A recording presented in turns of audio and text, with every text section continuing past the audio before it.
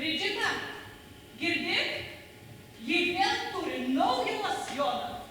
Nu net žiurkės taip greit nesiveisia.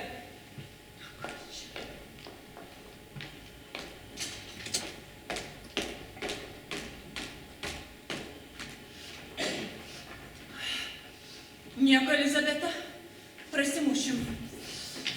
Pozityvas. Tik pozityvas. Įkvėpt. Iškvėpt. Vasara, graikiškos salos, oi, vaiski jūra. Jei ta apsišaukėlė pagamins vandenį atsparų tušą anksčiau už mus, aš jūs visus veltėdžius atleisiu! Visus!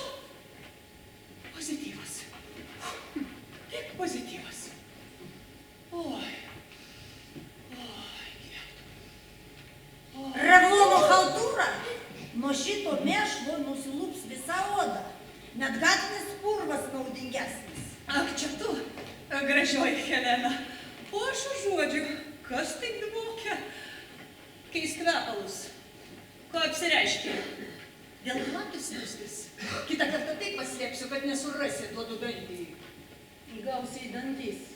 Reikia pasikalbėti. Kalbėk tik greičiau, nuo tavo kalba rūpelysta. Ko tau? Gal puodelį ricinos aliejus?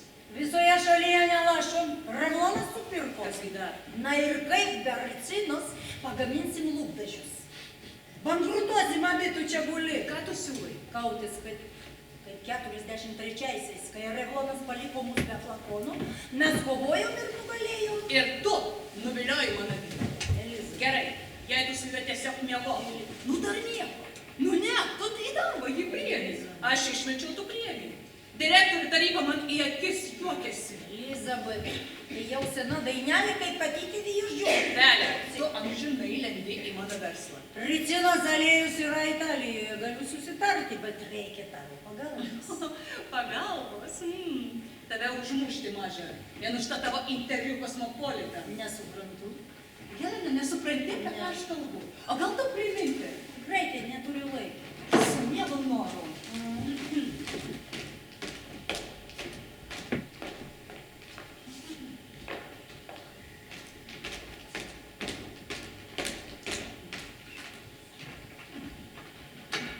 Na.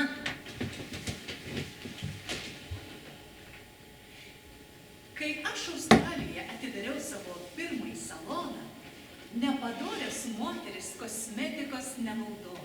Doros, nepadoros visada naudoja. Aš išmokiau jas nurašyti į gimtą grožį. Grožį išryškinti. Gal užsidėk akinius, ką? Kai Arben dar nežinojo žodžio makiažas, tai aš sugalvojau tą žodį.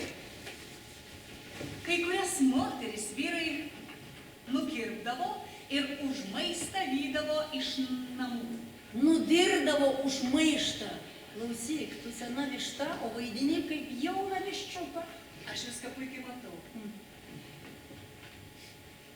1920 metais sako stilingiausia pasaulio moteris. Oi, stilingiausia. Laikykit mane, nes tuoj nuvirsiu. Nupirkau 10 000 tuščių klizmų.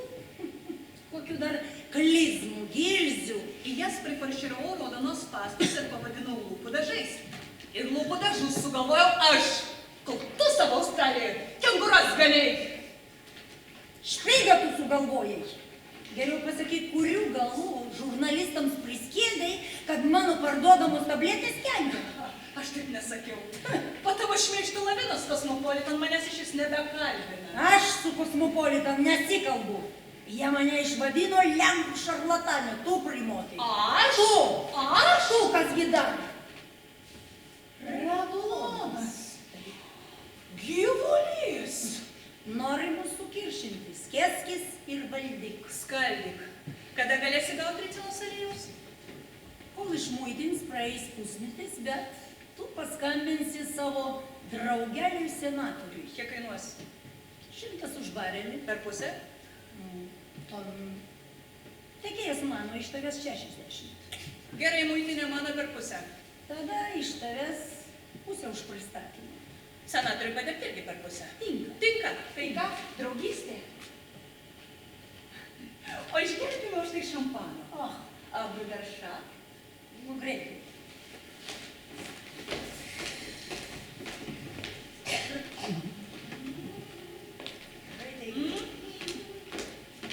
Машерна? O žinoma. Tada Lechaim. Lechaim.